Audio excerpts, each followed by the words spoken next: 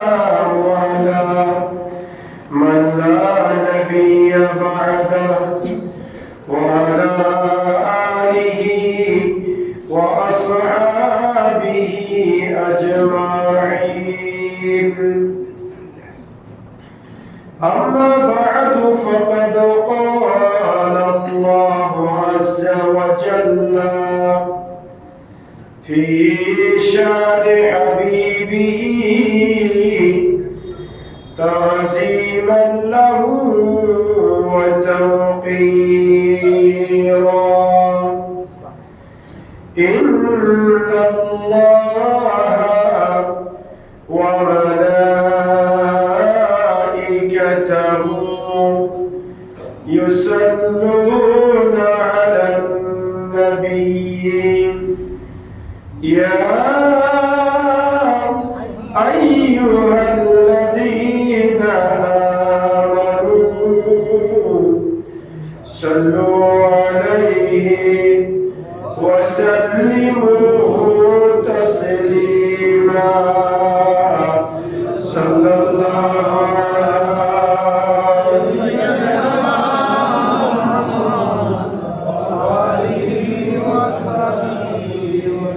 صلى الله على سيدنا محمد وآله وصحبه صلى الله على سيدنا محمد وآله وصحبه. أعوذ بالله من الشيطان الرجيم. بسم الله الرحمن الرحيم. خذ من أموالهم صدقة تطهرهم وتزكيهم بها وصل عليهم إن صلاتك سكن لهم والله سميع عليم. صدق الله مولانا العظيم وبلغنا رسوله النبي الأمين ونحن على ذلك لمن الشاهدين والشاكرين والحمد لله رب العالمين. معزز محترم حضرات মুসল্লিয়ান আযম, সম্মানিত উলামায়ে কিরাম, রাহমানি ওয়া রাহিমাকুমুল্লাহ, আমরা আল্লাহ সুবহানাহু ওয়া তাআলার আলিশান দরবারে লক্ষ কোটি শুকর আদায় করছি যে আল্লাহ পাকের অত্যন্ত দয়া এবং মেহেরবানিতে পবিত্র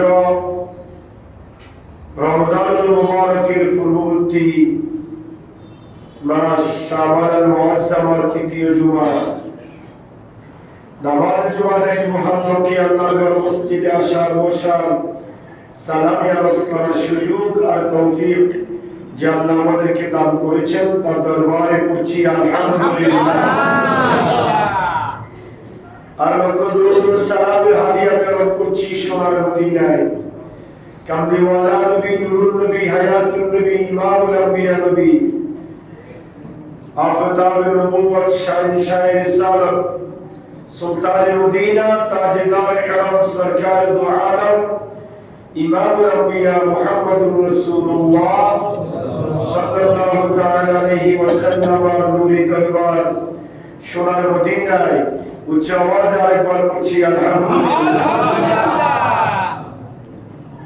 মোহতারাম হাজিরিন, গত জুমায় আমরা আলোচনা করেছিলাম কুরআনুল কারীমের 41 নম্বর সূরা, সূরা হামিম সিজদা।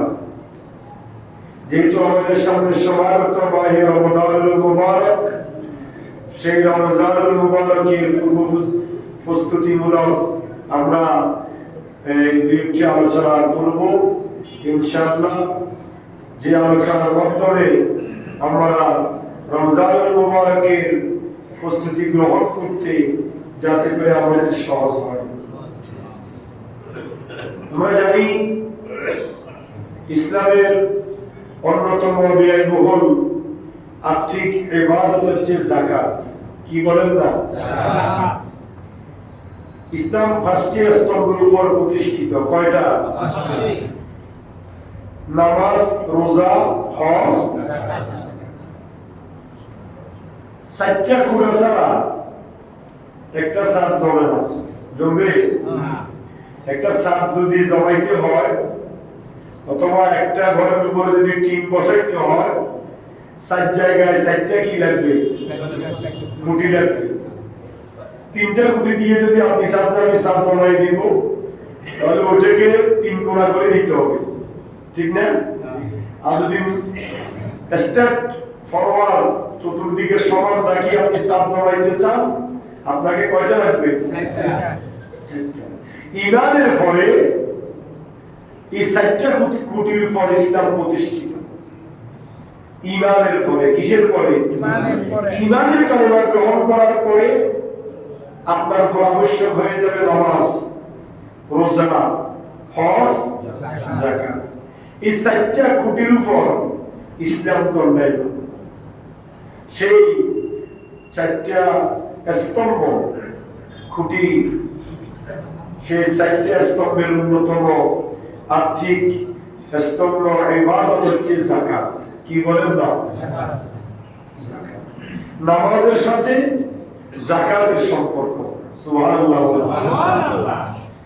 কোরআন কারীমের যত জায়গায় নামাজের কথা বলা হয়েছে তত জায়গায় যাকাতের কথা বলা হয়েছে। আপনারা কোরআন শরীফ যখন যারা তেলাওয়াত করতে জানেন, তারা যখন কোরআন শরীফ তেলাওয়াত করেন দেখবেন আকিমিস সালাহ ওয়া আতুজ যাকাত, আকিমিস সালাহ ওয়া আতুজ। এইভাবে 1 আয়াত 2 আয়াত নয়, কোরআনুল কারীমের 82 জায়গায় 82টি আয়াতের মধ্যে যেভাবে নামাজের কথা বলা হয়েছে সমভাবে যাকাতের কথাও আল্লাহ রাব্বুল আলামিন তাগিদ দিয়েছেন। সুবহানাল্লাহ। যাকাত ভিত্তিক সমাজ, যাকাত ভিত্তিক রাষ্ট্র যদি পরিচালিত হয় তাহলে ওই সমাজে অভাব থাকবে না, ওই সমাজে গরিব থাকবে না, ওই সমাজে চুরি ডাকাতি রাহাজানি সন্ত্রাসী মাস্তানি থাকবে না। এই জন্য আল্লাহ সুবহানাহু ওয়া তাআলা যাকাতের ব্যাপারটা আমাদেরকে ক্লিয়ার করে দিয়েছেন। আমরা জানি ইসলামের চতুর্থ স্তম্ভ, পঞ্চম স্তম্ভের নাম হচ্ছে যাকাত। এই যাকাত নফল না সুন্নত? ফরজ। তবে সবার উপর নয়, সবার উপর নয়, নির্দিষ্ট ব্যক্তির উপর এই যাকাত আল্লাহ সুবহানাহু ওয়া তাআলা ফরজ করেছেন। এই যাকাত যখন ফরজ হলো তখন আল্লাহ নবী রাহমাতুল লিল আলামিনকে আল্লাহ নির্দেশ দিয়েছেন, নবী আমার খুয মিন আমওয়ালিহিম সাদাকাতান তুতাহহিরুহুম ওয়া তুযাক্কিহিম বিহা। আপনি আপনার উম্মতদের থেকে আপনি যাকাতের সম্পদ, যাকাতের টাকা গ্রহণ করুন। খুয, আপনি গ্রহণ করুন, মিন আমওয়ালিহিম, তাদের সম্পত্তির যাকাত একটা অংশ। কি জন্য? তুতাহহিরুহুম ওয়া তুযাক্কিহিম বিহা, যাতে করে তারা এই সম্পত্তিকে পবিত্র করতে পারে এবং এই সম্পত্তিকে যাতে করে তারা আরো বৃদ্ধির রাস্তা প্রসারিত করতে পারে। এই জন্য আপনি তাদের থেকে, তাদের সম্পত্তি থেকে যাকাতের একটা অংশ গ্রহণ করুন। সুবহানাল্লাহ। ওয়া সাল্লি আলাইহিম, আর আপনি তাদের মঙ্গলের জন্য দোয়া করুন, তাদের কল্যাণের জন্য আপনি কি করুন? দোয়া করুন। ইন্না সলাতাকা সাকানুল লাহুম, নিশ্চয় আপনার দোয়া তাদের মঙ্গলের কারণ, শান্তির কারণ, অগ্রগতি উন্নয়নের কারণ। আল্লাহুস সামিউল আলিম, নিশ্চয় আমি আল্লাহ হচ্ছি সর্বশ্রোতা এবং সব বিষয়ে যিনি জ্ঞান রাখি, তিনি হচ্ছি আমি আল্লাহ। সুবহানাল্লাহ। এটা হচ্ছে আজকের এই সূরা তাওবার 103 নম্বর আয়াতে করিমার সমাপন। এই আয়াতে করিমা দ্বারা আমরা বুঝতে পারলাম যে যাকাত ইসলামে ফরজ করেছেন দলিলের উপর। কাদের উপর? কথা বলেন না, কাদের উপর? হজ ফরজ করেছেন দলিলের উপর। কথা বলেন। আর নামাজ আর রোজা ফরজ করেছেন সবার উপর। নামাজ বালেগ হওয়ার পর থেকে ফরজ, রোজা বালেগ হওয়ার পর থেকে ফরজ। কিন্তু যাকাত আর হজ এই দুইটার সম্পর্ক অর্থের সাথে, মালের সাথে সম্পর্ক। তাহলে যাকাত আল্লাহ রাসূল বলেছেন আপনি তাদের সম্পত্তি থেকে নির্দিষ্ট একটা অংশে গ্রহণ করে তাদের সম্পত্তিগুলা পবিত্র করার আপনি মাধ্যম তাদেরকে বাতিয়ে দেন। সে মাধ্যমের নাম হচ্ছে যাকাত দিলে সম্পদ পবিত্র হয়, আর যাকাত দিলে সম্পদ বৃদ্ধি পায়। সুবহানাল্লাহ। এখন এই যাকাত আমরা কখন দিব? এই যাকাতটাকে আমরা কেন্দ্র করি রমজান ভিত্তিক, ঠিক কি না? কেন করি? যে যাকাত দিতে হয় বছরে একবার। কয়বার? একবার। তো আমাদের হিসাব যাতে করে সহজ হয়, হিসাবটা অ্যাকুরেট রাখার জন্য, সহজ রাখার জন্য আমরা কি করি? রমজান টু রমজান, এই রমজানকে কেন্দ্র করে যদি আমরা যাকাত দিই, তাহলে আগামী রমজানে আমাদের যাকাত যদি আমরা দিই, তাহলে এক বছর কি হবে? পরিপূর্ণ হবে। হিসাব রাখতে আমাদের কি হবে? সহজ হবে। আবার আরেকটা জিনিস আছে, ব্যাপার আছে, সেটা কি? রমজানকে কেন্দ্র করে যদি আমি যাকাত দিই, তাহলে আমরা জানি এমনি একটা ভালো কাজ করলে একে 70 গুণ, একে কত গুণ? 70 গুণ। কিন্তু রমজানের 70টা 700 গুণে বৃদ্ধি পায়। সুবহানাল্লাহ। তো আমরা তো সুযোগের পাগল। কিসের পাগল? লাভ তো সবাই বুঝি, বুঝি কি বুঝি না? তো এই জন্য আমরা রমজানকে কেন্দ্র করে যাকাত দিই। এক নম্বর হচ্ছে হিসাবটা অ্যাকুরেট রাখার জন্য, আর নাম্বার 2 হচ্ছে যাতে করে আমার সওয়াবের ক্ষেত্র বৃদ্ধি পায়। সুবহানাল্লাহ। এটা শুধু আমরা নয়, এটা ইসলামের প্রথম যুগ ছিল। সুবহানাল্লাহ। আল্লাহ রাসূলের যুগে, সাহাবায়ে কেরামের যুগেও এই রমজান কেন্দ্রিক যাকাত দেওয়ার বিধান ছিল। এটা কি আমার কথা? হাদিসে পাকের মধ্যে আল্লাহ নবী ইরশাদ করেছেন, আর আনাস বিন মালিক রাদিয়াল্লাহু তাআলা আনহু কানাল মুসলিমুনা ইযা দাখালা শাহরু শাবান ইনকাব্বু আলাল মাসাহিফিল কুরআন ফাকরাউহা ওয়া আখরাজু যাকাতা আমওয়ালিহিম তাববিয়াতু লিদ-দাইফি ওয়াল মাসাকিন আলা সিয়াম রমাদান কামা ক্বালা আলাইহিস সালাতু ওয়াসসালাম। আগে বলেন সুবহানাল্লাহ। কথা খেয়াল করবেন, আল্লাহ রাসূল সাল্লাল্লাহু আলাইহি ওয়াসাল্লাম কি বলেছেন? ইযা দাখালু শাহরু শাবান, যখন শাবান মাস প্রবেশ করে, শাবান মাস আসে, ইজা কানাল মুসলিমিন, মুসলমানদের নিয়ম, মুসলমানদের রীতি, মুসলমানদের বৈশিষ্ট্য, আদর্শ হচ্ছে ইজা কানা মুসলিমুনা, মুসলমানদের আদর্শ হচ্ছে ইজা দাখালা শাহরু শাবান, যখন শাবান মাস প্রবেশ করে, ইনকাব্বু আলাল মাসাহিফিল কুরআনি ফাকরাউহা, মুসলমানগণ কোরআন তেলাওয়াতের দিকে ধাবিত হয়। সুবহানাল্লাহ। আর ওয়া আখরাজু যাকাতা আমওয়ালিহিম, তারা তাদের সম্পত্তি থেকে যাকাত বের করে। তাকবিয়াতু লিদ-দাইফি ওয়াল মাসাকিন, যাতে করে এতিম মিসকিনদেরকে এই আর্থিকভাবে সচ্ছলতা করার জন্য, আর্থিকভাবে শক্তিশালী করার জন্য, আলা সিয়ামি রমাদান। কেন? যাতে করে তারা রমজান মাসে গরিব এবং ধনী সবাই কাঁধে কাঁধ মিলিয়ে সমভাবে রমজানের রোজা পালন করতে পারে।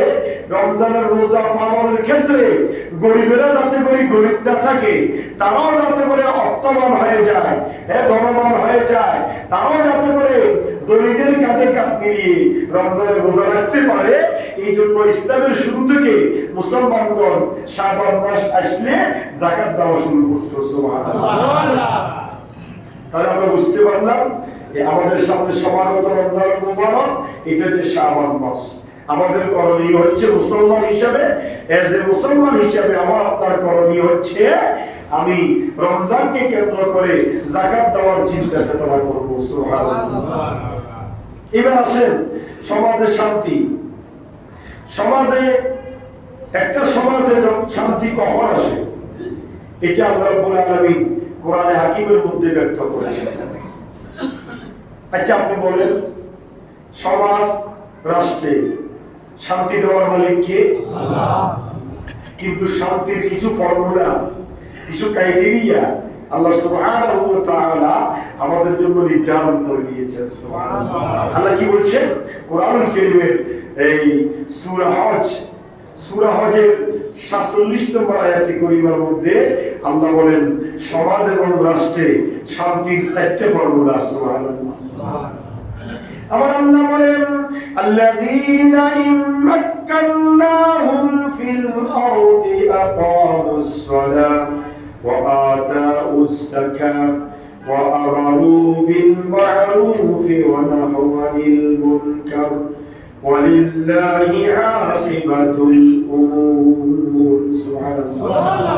আল্লাহ বলেন আল্লাযীনা ইম্মাক্কান্নাহুম ফিল আরদ, পৃথিবীর জমিনে আমি আল্লাহ শান্তি নাযিল করব, শান্তি প্রতিষ্ঠা করব।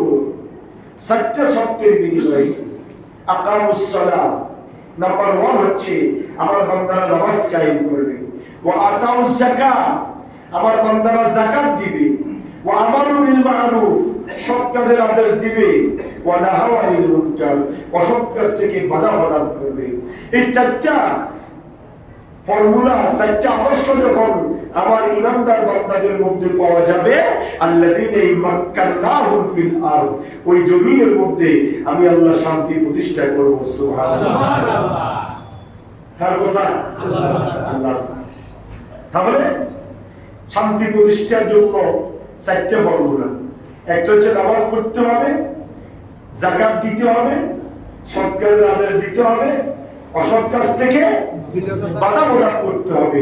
এই 4টা আদর্শ আমি আপনি যদি ধারণ করি তাহলে আমরা সমাজে শান্তি পাবো। অশান্তি থাকবে না, সন্ত্রাস থাকবে না, দুর্নীতি থাকবে না, ঘুষ থাকবে না, জেলা বিচার থাকবে না, অন্যায় অবিচার থাকবে না, জুলুম নির্যাতন থাকবে না, চুরি ডাকাতি থাকবে না, সন্ত্রাসী মাস্তানি থাকবে না। কয়টা সত্য? কেননা নামাজি ব্যক্তি অন্যায় করতে পারে না। যে যাকাত দেয় সে কোরআনের নির্দেশ মানে, সে অন্যায় করতে পারে না। যে ইমানদার মুসলমান যে নামাজ পড়ে, যে যাকাত দেয়, সে মানুষকে সৎ কাজের আদেশ দেয়। যে নামাজ পড়ে, যাকাত দেয়, মানুষকে সৎ কাজের আদেশ দেয়, আবার সে মানুষকে অন্যায় থেকে বাধা দেয়। কথা বলেন ঠিক কি? এই 4টা শান্তির ফর্মুলা। আর দুনিয়া এবং আখিরাতে কল্যাণের ফর্মুলা হচ্ছে 2টি। সুবহানাল্লাহ। কয়টা বলেন না? 2টা। আল্লাহ বলেন ওয়াকিমুস সালাতা ওয়া আতুস যাকাতা ওয়া মা তুকদ্দিমু লিআনফুসিকুম মিন খাইরিন তাজিদুহু ইনদাল্লাহ ওয়াল্লাহু বিমা তা'মালুনা বাসীর। সূরা বাকারা 118 নম্বর আয়াতে কারীমার মধ্যে আল্লাহ সুবহানাহু ওয়া তাআলা বলেন বান্দারে আমার আকিমুস সালাহ ওয়া আতুজ যাকাত, তুমি নামাজ কায়েম করো, যাকাত প্রদান করো। তারপরে কি হবে? ওয়া তুকদ্দিমু লিআনফুসিকুম মিন খাইরিন তাজিদুহু ইনদাল্লাহ, দুনিয়া এবং আখিরাতে শান্তি পাওয়ার জন্য তোমার 2টি কাজ, একটা হচ্ছে নামাজ পড়ো, আর একটা হচ্ছে সম্পদ থেকে পবিত্র করার জন্য যাকাত দাও। কয়টা? 2টা। তাহলে কি হবে? ওয়া মা তুকদ্দিমু লিআনফুসিকুম মিন খাইরিন তাজিদুহু ইনদাল্লাহ, তুমি যাকাত দিচ্ছ, নামাজ পড়ছো, এটার বিনিময়ে আল্লাহ রাব্বুল আলামিন তোমার জন্য আখিরাতে বরাদ্দ করে রাখবেন, এবং এটার সওয়াব, জাযা, বেনিফিট, বিনিময় আল্লাহ সুবহানাহু ওয়া তাআলা তোমাকে দ্বিগুণ আকারে আখিরাতের জমিনে প্রদান করবেন। সুবহানাল্লাহ। কার কথা? আল্লাহ। তাহলে আমরা কোরআনুল কারীমের আয়াতে কারীমাগুলো দ্বারা আমরা বুঝতে পারলাম আমাদেরকে যাকাত দিয়ে সম্পদকে পবিত্র করতে হবে, 5 ওয়াক্ত নামাজ নির্দিষ্ট সময়ে নির্দিষ্ট নিয়মে আদায় করতে হবে। আর হাদিসে পাকের দিকে যদি আমরা দৃষ্টিপাত করি তাও দেখা যাবে কোরআনুল কারীমের সূরা আলে ইমরানের 180 নম্বর আয়াতে কারীমার মধ্যে আল্লাহ রাব্বুল আলামিন যাকাত না দেওয়ার শাস্তির কথা বর্ণনা করেছেন। এই ইতিপূর্বে যত আয়াত বলেছি সব আয়াতে যাকাত দেওয়ার জন্য উদ্বুদ্ধ করেছেন। কথা বলেন, যাকাত দেওয়ার জন্য উদ্বুদ্ধ করেছেন। আর সূরা আলে ইমরানের 180 নম্বর আয়াতে কারীমার মধ্যে আল্লাহ যাকাত না দিলে, সম্পদকে পবিত্র না করলে আখিরাতে কি শাস্তি হবে তার কথা আমাদেরকে আল্লাহ জানিয়ে দিচ্ছেন। সেটা কি? আবার আল্লাহ বলেন, ওয়ালা ইয়াহসাবান্নাল্লাযীনা ইয়াবখালুনা বিমা আতাহুমুল্লাহু মিন ফাদলি হুয়া খায়রুল লাহুম বাল হুয়া শাররুল লাহুম সায়াতাওয়াকুনা মা বাখিলু বিহি ইয়াওমাল কিয়ামাহ ওয়ালিল্লাহি মিরাসুস সামাওয়াতি ওয়াল আরদ ওয়াল্লাহু বিমা তা'মালুনা খাবীর। সুবহানাল্লাহ। আল্লাহ বলছেন, ওয়ালা ইয়াহসাবান্নাল্লাযীনা ইয়াবখালুনা বিমা আতাহুমুল্লাহু মিন ফাদলি। আচ্ছা, বান্দাকে সম্পত্তি দিয়েছেন কে? আল্লাহ। সবাই বলেন না আল্লাহ। সবাই বলতেছেন না তো আল্লাহ। আল্লাহ। আমি আপনি 10 কোটি 20 কোটি 1 কোটি গাড়ি বাড়ি সব কিছুর মালিক হয়েছি, মায়ের পেট থেকে আসার সময় নিয়ে আসছি না বড়? হ্যাঁ, মায়ের পেট থেকে আসার সময় নিয়ে আসি নাই। যখন শিশু ছিলাম তখন সম্পত্তি কি জিনিস বুঝি নাই নাকি? যখন বাড়ি হইলাম আস্তে আস্তে দুনিয়া দেখে বুঝতেছি। যখন তরুণ হলাম তখন সম্পত্তি কি জিনিস সেটা বুঝে আসছি। তারপরে আস্তে আস্তে মালিক হচ্ছি, ইনকাম করতেছি, সম্পত্তি জোগাড় করতেছি। এই সম্পত্তি আল্লাহ আপনাকে আমাকে দিয়েছে, এই জন্য আল্লাহ স্মরণ করে দিচ্ছেন, বান্দা তুমি এই কথা মনে করিও না যে তোমাকে আমি আল্লাহ যে সম্পত্তি দিলাম এই সম্পত্তির উপর বখালতি করে কৃপণতা করে তুমি এই সম্পত্তি আমার দেখাবো পথে এবং মধ্যে তুমি খরচ না করে তুমি যদি এটা নিজের জন্য কল্যাণ মনে করো, বান্দা এটা কল্যাণ তোর হবে না। আল্লাহ কিভাবে বলছে জানেন?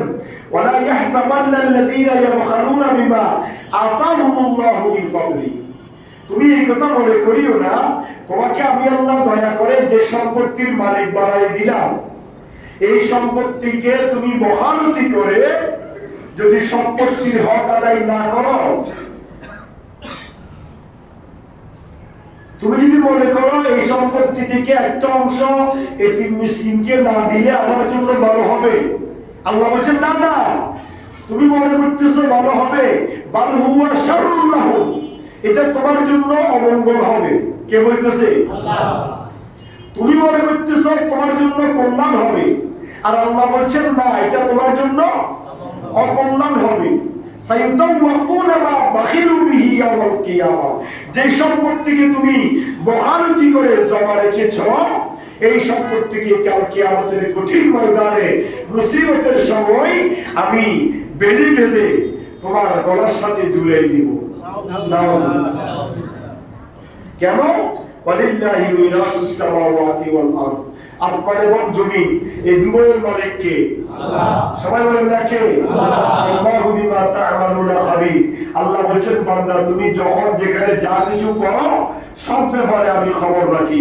সুতরাং তোমাকে আমি সম্পত্তি দিলাম, সম্পত্তির মালিক বানাই দিলাম, তুমি সেই সম্পত্তি থেকে নির্দিষ্ট একটা অংশ আমার রাস্তায় তুমি খরচ করো, আমার এতিম অসহায় বান্দাদেরকে তুমি দান করো, তাহলে কি হবে?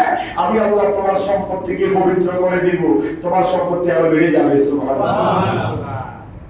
আর হাদিসে পাকের মধ্যে আছে, বুখারী শরীফের হাদিস, বুখারী এবং মুসলিম দুটো হাদিসের কিতাবের মধ্যে আল্লাহ সুবহানাহু ওয়া তাআলা নবী আমাদেরকে জানিয়ে দিচ্ছেন। আবু হুরায়রা রাদিয়াল্লাহু তাআলা আনহু قال قال رسول الله صلى الله عليه وسلم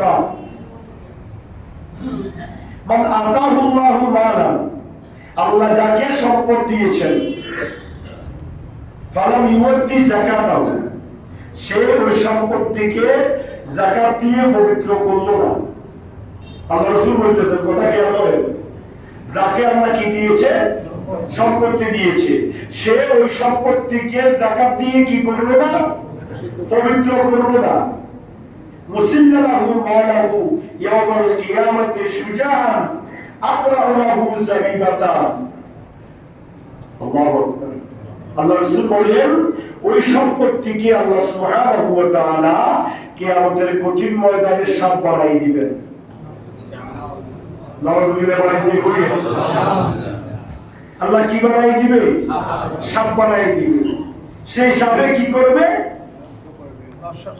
সে সাপ বলবে ইতাওয়াকু ইয়াউমাল কিয়ামাতি সুম্মা ইয়াখুযুহু বিলামিল জাওয়াতাইহি ওয়া ইউকালু লাহু আলা মালুকা আলা কানজুক। যে সাপ সম্পত্তির বিনিময়ে সাপ হবে, যে সম্পত্তি আপনি যাকাত না দিয়ে পুঞ্জীভূত করে রেখেছিলেন, সেই সম্পত্তিকে আল্লাহ সাপ বানিয়ে দিবে। আর সেই সম্পত্তি আপনাকে সাপ আপনাকে দংশন করতে থাকবে আর বলবে আলা মালুকা আলা কানজুকা, আমি কোনো আল্লাহর সৃষ্টির দুনিয়ার জমিনের সাপ নয়, আমি হচ্ছি তোমার সঞ্চিত ধনভাণ্ডার।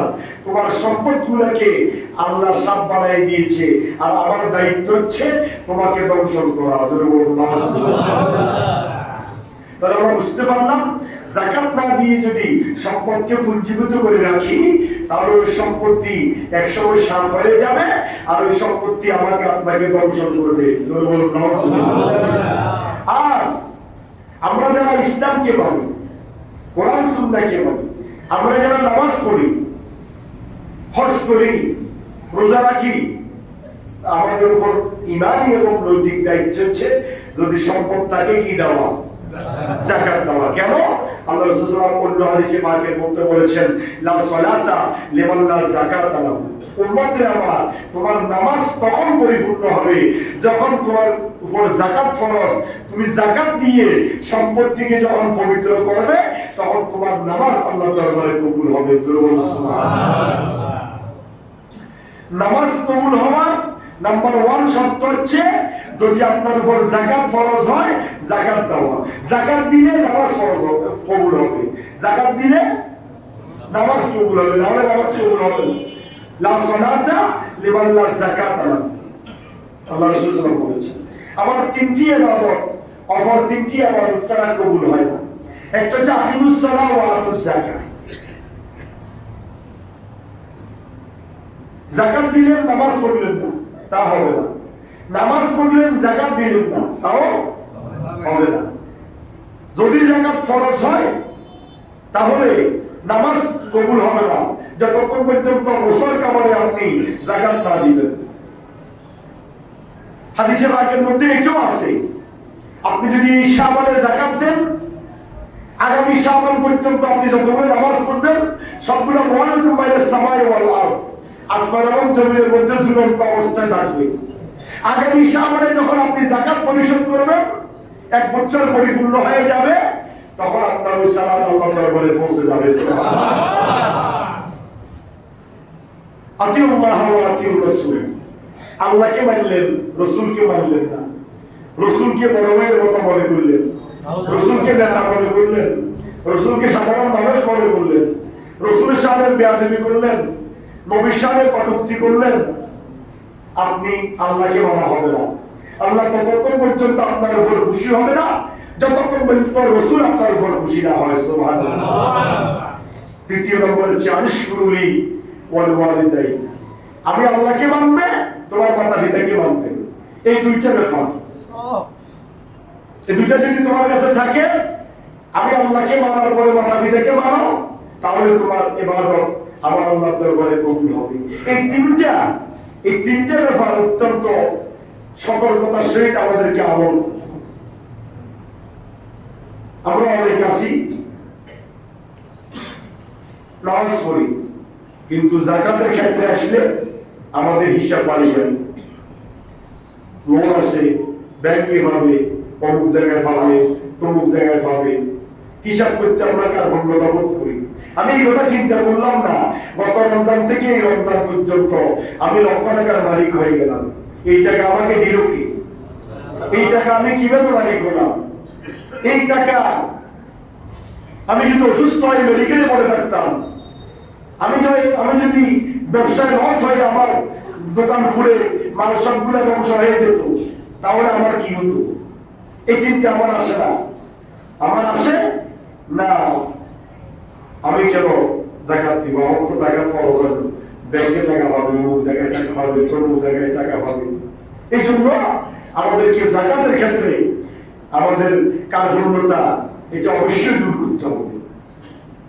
তারপরে কি আল্লাহ রাসূল সাল্লাল্লাহু আলাইহি ওয়াসাল্লাম একটা হাদিসে পাকের মধ্যে বলেছেন, সাল্লু খামসাকুম সুমু শাহরাকুম আদু যাকাত আমওয়ালিকুম ওয়া আতিউ আমরাকুম তাদখুলুল জান্নাতা রাব্বিকুম কামা ক্বালা আলাইহিস সালাতু ওয়াসসালাম। আল্লাহ নবী রাহমাতুল লিল আলামিন বলেন, উম্মত আমার, তুমি কি জান্নাতে যেতে চাও? আল্লাহু আকবার। কি বলেছেন? তুমি কি জান্নাতে যেতে চাও? সাহাবায়ে কেরাম বললেন, ইয়া রাসূলুল্লাহ, জান্নাত তো চাই। আল্লাহ রাসূল বলেন, সাল্লু খামসাকুম, পাঁচ ওয়াক্ত নামাজ পড়ো, ওয়াসুমু শাহরাকুম, এক মাস রমজানের রোজা রাখো, ওয়াদু যাকাত আমওয়ালিকুম, তোমার সম্পত্তির গণনা হিসাব করে যাকাত প্রদান করো, ওয়াতিউ আমরাকুম, আল্লাহ এবং রাসূলের আনুগত্য করো, গোলামি করো, তাদখুলুল জান্নাতা রাব্বিকুম, তাহলে তোমার আল্লাহ খুশি হয়ে তোমাকে জান্নাত দিয়ে দিবেন। সুবহানাল্লাহ। জান্নাত পাওয়ার মাধ্যম হচ্ছে আল্লাহর খুশি। কার খুশি? কথা বলেন না, কার খুশি? আল্লাহর খুশি। এই যাকাত আপনি স্বর্ণের উপরে যাকাত আছে, এটা মাথায় রাখবেন। স্বর্ণের দাম ফাগলা গোড়ার মতো লাফিয়ে 2.5 উপরে চলে গেছে, আপনারা জানেন, ঠিক কিনা? তো আপনাকে কিন্তু স্বর্ণ, আমি জানি এখানে এমন মুসল্লি আছে তাদেরকে 20-30 করে স্বর্ণ বাসায় আছে, কিন্তু আপনাকে কড়া হিসাব করতে হবে। আবার অনেকে কি করে জানেননি, 10 ভরির একটা 2-4 দিন গলায় ব্যবহার করে, 2 ভরির একটা হাতে ব্যবহার করে। এগুলো তো ব্যবহারিক জিনিস, এগুলো তো যাকাত নাই। জোর কথা আলহামদুলিল্লাহ। স্বর্ণের ক্ষেত্রে ওইটা নাই, মনে রাখবেন। স্বর্ণের ক্ষেত্রে ব্যবহারিক জিনিস যাকাত নাই, এই কথা বলা যাবে না, স্পষ্ট মাসালা। আমাদের দেশের কোন মহিলা দৈনিক 5-7 ভরি স্বর্ণ একসাথে ব্যবহার করে ঘরে থাকে না, কথা বলেন না, বিয়ে শাদী বা কোনো অনুষ্ঠান ছাড়া। সুতরাং স্বর্ণকে দৈনিক নিত্য ব্যবহারের জিনিস হিসেবে আপনি ব্যবহার করতে পারবেন না, ধার্য করতে পারবেন না। সুতরাং ওই সম্পত্তি যদি 22 ক্যারেট হয়, আপনি এখন বিক্রি করতে গেলে 1,35,40,000 2,40,000 টাকা, আপনাকে 2,40,000 টাকা ধরে আপনাকে যাকাত দিতে হবে।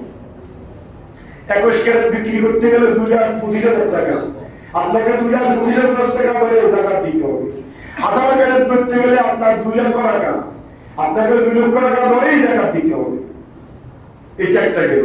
আল্লাহ বলেছেন, ওয়াল্লাযীনা ইয়াকনিতুনা আয-যাহাবা ওয়াল ফিদ্দা ওয়া লা ইউনফিকুনহা ফি সাবিলিল্লাহ ফাবাশশিরহুম বিআযাবিন আলীম। তাদের জন্য এই আয়াত সূরা তাওবার 36 নম্বর আয়াত।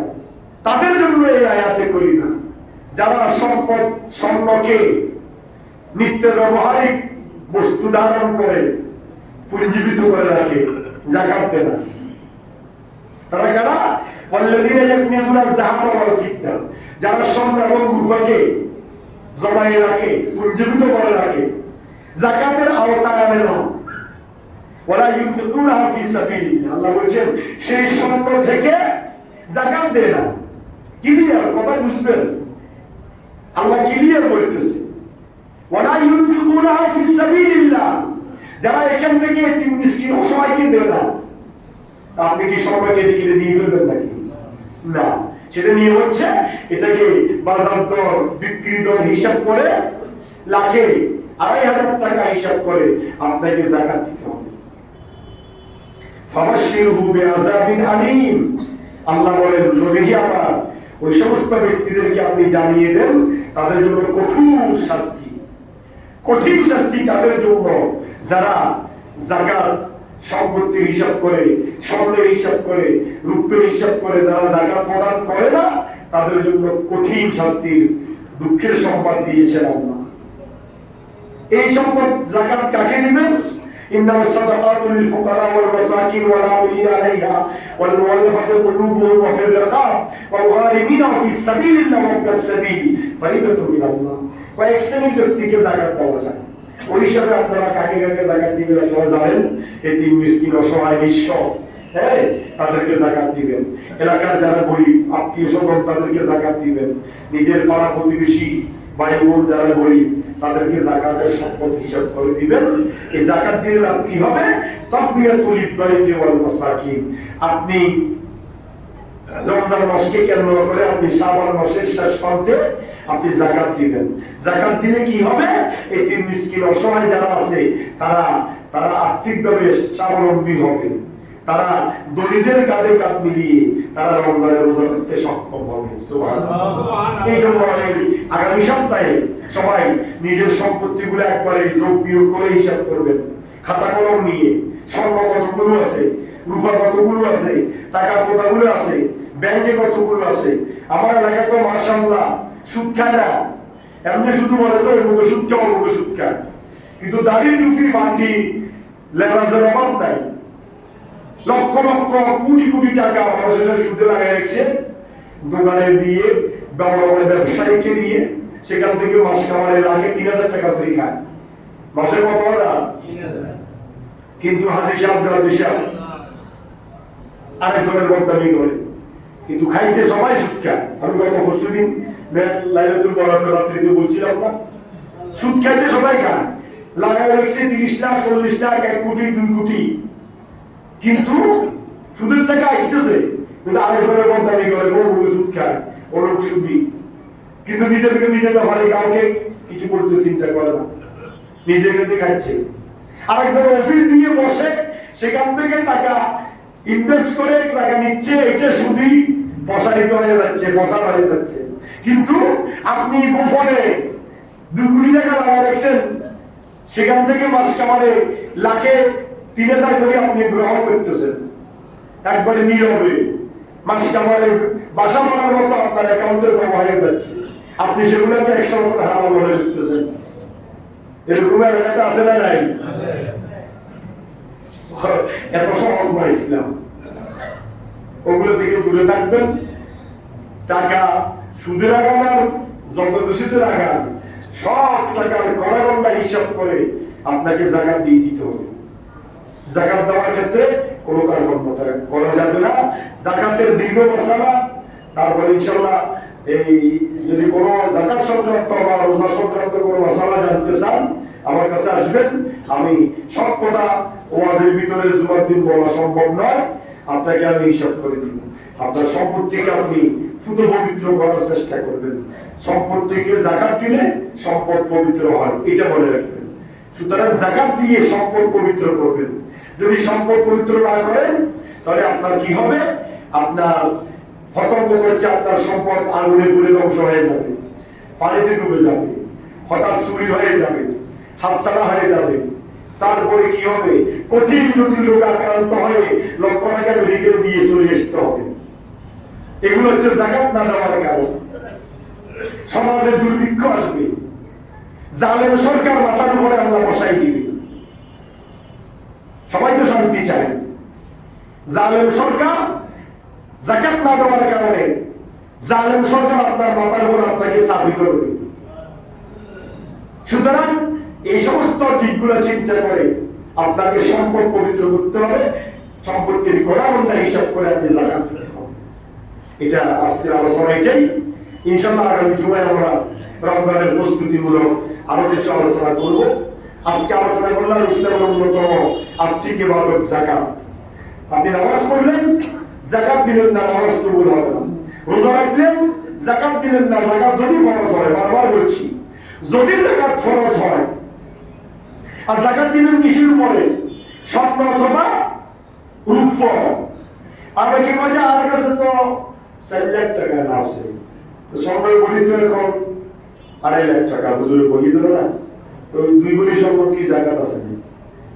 আপনি গরিবের দিকে চিন্তা করে আল্লাহ রাসূল সাল্লাল্লাহু আলাইহি ওয়াসাল্লাম বলেছেন, তোমরা রূপের হিসাব করো। স্বর্ণ ৭ বলি তোমার কাছে নাই, ওটা তোমার তুমি দরকার নাই। বর্তমানে রূপের বলি যদি ২০,০০০ টাকা হয়, হ্যাঁ, এই ২০,০০০ টাকা হিসাব করে সারা বাংলা তোমার রূপের দাম, হ্যাঁ, ৫ দুগুণা ১০, আপনার কত? আপনার এই ২.৫ লাখ, ৩ লাখ, ৪ লাখ টাকা, ৫ লাখ টাকা থাকলে আপনার উপর যাকাত ফরজ। ওটাও বাদ দিলাম, আপনার কাছে ২ লক্ষ টাকা এক জায়গায় ব্যাংকে জমা আছে বা কারো কাছে জমা আছে, আপনি সেগুলো হিসাব করে যাকাত দেন। ইসলাম ওটার দিকে আপনাকে দাবিত করছে। আরো বহু হাদিস, তাফসীর এবং আলোচনা আছে, সময় সংকীর্ণতার কারণে বিস্তারিত বলা যায় না। সামান্য আলোচনা করছি, টাইম শেষ। আর আপনারা তো আসেন যে এমন টাইমে কোন আলোচনা শুনলে যদি আমার আমল করতে হয়, এই জন্য আপনারা জুমার দিন আপনাদের সব কাজ থাকি যায়, আপনারা আজানের সাথে সাথে আসতে পারেন না, আসেন যে খুতবার আগে, এই জন্য আলোচনা শুনতে পান না। তো এই জন্য আপনাকে জাকাতের ক্ষেত্রে কোনো কনসিডার নাই, এটা মনে রাখবেন। কয় ঘন্টা হিসাব করে সম্পত্তির জাকাত দিবেন, জাকাত দিলেই আপনি মুক্তি পাবেন। আপনি জাকাত দিলে আমার কোনো ফায়দা হবে না, আপনি জাকাত দিলে গরিবের ফায়দা হবে। কার? গরিবের। কিন্তু ওই গরিব যাতে করে আপনার কাঁধে কাঁধ মিলিয়ে রোজা রাখতে পারে, আপনার কাঁধে কাঁধ মিলিয়ে রমজানে ঈদ উল ফিতর উদযাপন করতে পারে। এই জন্য আল্লাহ রাসূল বারবার রমজান আসার আগে উম্মতকে দাবিত করেছেন। আপনারা সেদিকে আশা করি মনোনীত হবেন। আল্লাহ রাব্বুল আলামিন আহকামুল হাকিমিন আমাদের সবাইকে সম্পত্তির যাকাত দিয়ে সম্পত্তিকে পবিত্র করার তৌফিক দান করুক। আমিন। আপনারা জানেন আমাদের জানাজানের জন্য অনেকে অনেকভাবে